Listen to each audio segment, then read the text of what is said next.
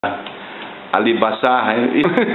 Kayan, pure-blooded Kayan. Okay, you're from Blaga. From Blaga. My real name actually is Nipak. Nipak. But I was named after a Muslim grand uncle.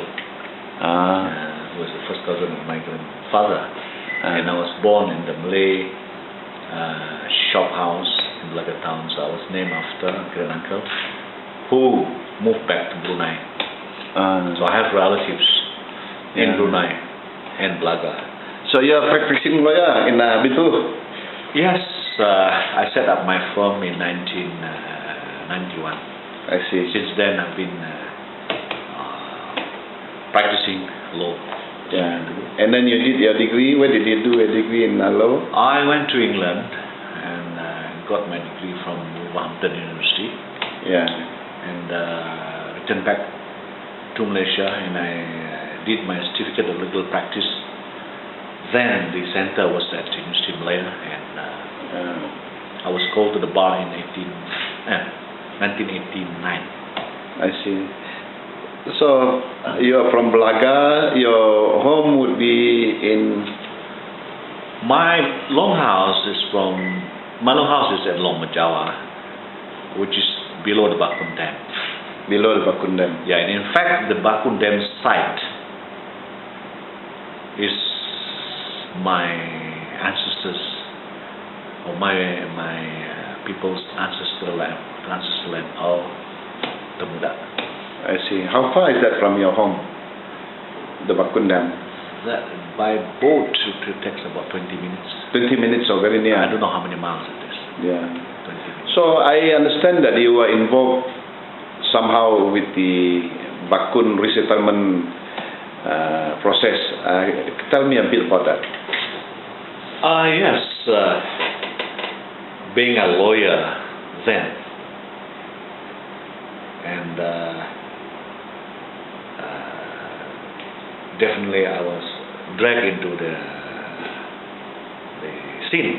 You see, when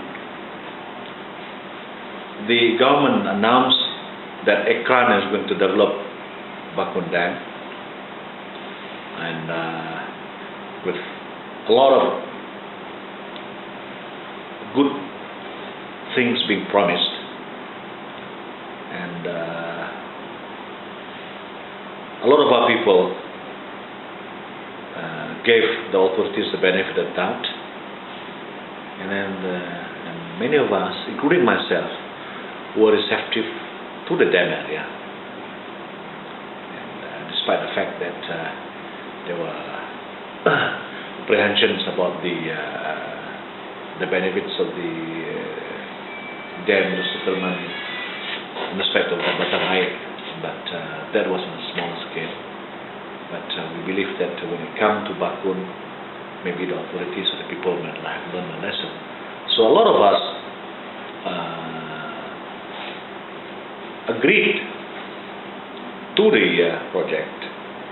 One of the reasons is maybe this is a blessing in disguise to change the livelihood of our people, because then the price of petrol has gone up, and then many of our people who live. This is back in early 90s. In 90s. Yeah. So when the project was announced, I think it's 93, 94. So a lot of people agreed to it, and then when we agreed to it, so the elders said, why don't we form a committee to regulate our effort in trying to get benefits from this big project. Thus, Bakun Development Committee was formed. It was just a loose union. We didn't register it, and the community elders like Temenggong, Datuk Sri Tajam Laeng, Datuk Sri Nipak Bato, even though they have retired from politics then. No, Datuk Nipak has not retired. You're still in the cabinet? Yes. No, he was just an ordinary YB. YB, yeah. And our community leaders, Temenggong, Pemajak, Pemulus, and then the ex-Tania Jang and Dato' Bilabit and myself, we were involved. And we formed a committee, and I was one of those fellows actively. We had meetings after meetings, and we brought technocrats or non-technocrats with input, and then we were trying to get the best out of the big project. Yeah. So I was involved into it. And then, what did you do as a committee then? Well, we had meetings every now and then, Kuching several times in Blaga, even Bintu had meetings. So we formed subcommittees. Some subcommittee, say for example, a committee that deals with the welfare of the people, a committee that deals with the resettlement, and an economic advisory committee, and land development committee, the various committees. And each committee was entrusted to formulate strategies how best we can get. Say for example, the people in the business development committee, I can't remember exactly how it's been called, but something like that, would formulate ideas that of formation of consortium. That consortium, say for example, one of the consortiums might be dealing with the labor supply. So that consortium would have lobbied for the supply of labors to the Bakun project, and that consortium would then dish out the various labor supplies to each companies to orang Bakun Belaga who are capable to deliver the job. Similarly, engineering, construction, supplying of sand. Okay? And one of the committees, the land development committees, were entrusted to look how best the lands that are to be allocated to the resettled people will be developed. So in that respect, we even established plantation companies in Semenanjung. If I'm not mistaken, we invited Felkra or Felda, I cannot remember. So now, in the event that the land will be allocated to each of the families, and then how best we would develop this joint venture with the plantation companies. Did this company actually come and see on site? I don't think so, but because it was just a preliminary discussions. And the plantation companies, I understand, they were very receptive. So once you formalize the actual size of the area, where it is, and then we can come, and then we can talk about the terms. So being a government agency like Felda, we trusted them. So we said we better deal with this established bodies, which will be more comfortable. So the actual details, of course, we didn't work out. But they came over. One of the senior management came over and talked to, I think, Henry Upang, something like that. And Henry Upang what was his position in the committee? Henry, I think it was our was it Secretary General? Secretary General. Or Secretary or something like that. Yeah. I was one of the legal advisors. Yeah. So how many subcommittee would you have then? I can't remember. Unfortunately, I don't have a record. I think Stanley was the one who more or less a de facto CEO of this BDC, and then he was holding the records. I cannot remember offhand. But there's several committees. Yeah. So you actually wrote a working paper, and did you do a comprehensive? Each committee, I believe, were beginning to draft out the plans or working papers. Your proposals. In the loose forms. Yeah. Because we were still moving ahead. Yeah. So this started at what stage of the construction of the dam? Was it when they were beginning to build the camps. How long before the dam was built did they inform you? Inform of what? They informed you that the dam was coming? I remember it happened very fast. Yeah. I think we're less than a year. Less than a year? Yes. They told you less than a year and then they start mobilizing? Yes. Yeah. So you formed the committee less than a year before the dam? Less than a year. Yeah. Things went very fast. Any resistance from the local people, the villagers? Because we were hoodwinked by all the sweet talk of the people in authorities and the developer Ekram. Yeah. So we was being naive people.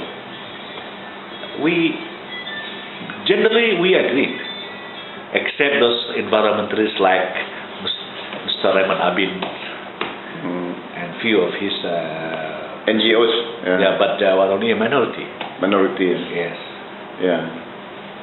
So, what did they promise you before they build the dam? What makes you think that it is so good? When you will be resettled, we will be given amenities. We will be given enough land, and then you will be able to participate in the economic activities generated by the dam. And I think the government even promised that it will give 20% share in the dam project to the Blaga people. Albeit it's oral during the I see. I can't remember which minister said that. Was there any evidence actually during a ceramah or something like that? There was being that will be promised given share, 20% share in that Bakun Hydro project. I see. So all this is up to sugarcoat in this piece of pastry. Was there any black and white then? No, unfortunately not. Yeah. So when they wanted to move you, did they give you where the resettlement area would be, what type of house you'll get? No, as far as concerned, no consultation at all. No consultation. They didn't come around and do survey? No. They identified the area at Sungai Asap. Neither did they acquire the land lawfully from the local inhabitants like Uma Sepiang along Koyang and Uma Sambuk. These two long houses own those ancestral land within the Tanah Dalek Upamakai Menua. You mean the land where the yes, Sungai Asap resettled people? Yes. Yeah. Sungai Koyang that flows into that area, Sungai Lagi, all these are. Were these people consulted or not? No. But what happened now? I mean, these people are occupying the land. Is there any reaction from the original people? Because in those days, actually, they were blinded by the lies of the government that actually this is not their land, but rather this is a state land. State land. And in those days, the law to pemakai menua, unlike now, people were still being confused. And with this notion that actually what the government does is the right things. If the government says the law has changed, that's it. Unlike now, I mean the law on the pemakai menua and NCR is well established thanks to the Nor Anak Nyawai case. So you were saying just now that you already prepared some write-up, although it is not very compiled. What happened to that after that, your committee? Now, I think the committee ceased to be active. Why? After an encounter with the Chief Minister. After we realized that whatever handsome plans we have, proposals we have, will not be detained with the Chief Minister and his cabinet. Tell me, what makes you think that? Did you actually went to see him? An example and a case in Puanjas.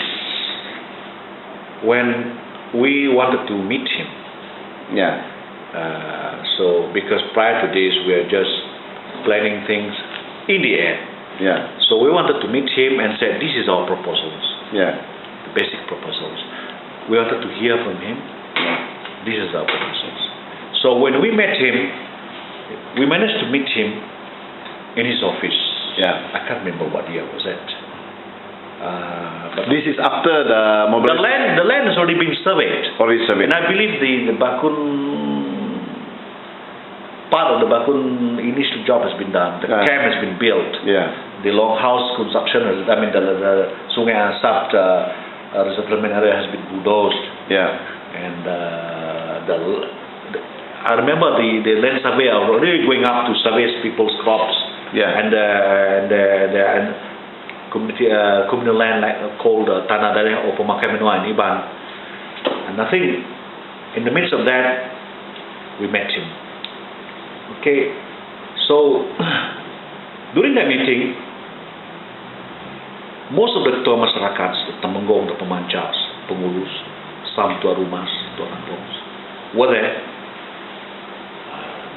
Our Dayak ministers like Datuk Petinggi Jabu and Datuk Seri James was there. Datuk Nipa and Datuk Tajam was there. I was there myself, and Stengni Ajang, Billy Abid were there too. So these people, this is a very high level meeting Very high. involving even the Deputy Chief Minister. Did you brief him what you're going to tell the Chief Minister? Now, when we met him, Yeah. the Chief Minister was flanked by Datuk Petinggi Jabu and the late Datuk Taharufin, the State Secretary, was on the side, Yeah. and we were on the other side. So we opened up by asking Henry Opang, who is now PRS Secretary General. Secretary General. Henry Opang was entrusted to look after the land development. Yeah. So Henry Opang told the Chief Minister that okay, our first proposal is, our request is that each family to be resettled would be allocated with 21 acres of land. 21 acres. 21 acres of land. And immediately the Chief Minister asked him, what do you need that land for? Henry said, we want to develop into oil palm mini estates. And poor Henry was shot down. That your idea of oil palm smallholding is not to be entertained. Experience has proven that oil palm smallholdings is not viable, it's a failure. The only way to move ahead is by building big plantations. So poor Henry Opang asked, give us 7 acres. All the other committee members were there also. We were there. Yeah. We were there. Poor Henry Opang, brave Henry Opang, answered back that Datuk Petinggi, give us 7 acres. No, I said. I only give you 3 acres of land for you to plant your paddy and vegetables just to survive. Now, if you want to earn 2,000 to 3,000, like the Bugis and the Jawa people who are involved in the oil palm industries, you would find them in the many plantations I'm going to open. I'm going to open up hundreds of thousands hectares of oil palm plantations around this Blaga area, developed area. And then a couple would get 2,000 to 3,000 ringgit, like the Bugis and like the Jawa, either being contractor or contract workers. I will give only 3 acres. Poor Henry argued, no. So from then on, we know that there's no light at the end of the tunnel. But did you go back to him? Did you go back to him later on and ask him? Did you appeal? No point. You just cannot argue with him. So I think that signaled the hopelessness of our bargaining power. From that on, as far as I remember, we never bothered to convene a meeting, because we know that whatever you propose, whatever plans we have, will not be entertained. And we asked about the long house. It's been designed already. It's there. They will build it soon.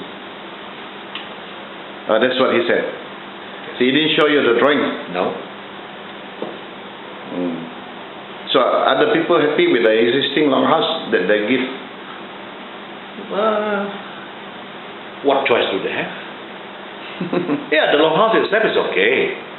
But what can you do with 3 acres of land? Yeah. And some of the lands are all barren, rocky hills. Not all the lands are on good ground. Some of the land way up inland. The distribution of land by itself is not proper. Yeah. What can you do with 3 acres of land? Now, when he said that, when he rubbished Numpang's proposal of small holding, said it was not successful, I think he was totally wrong.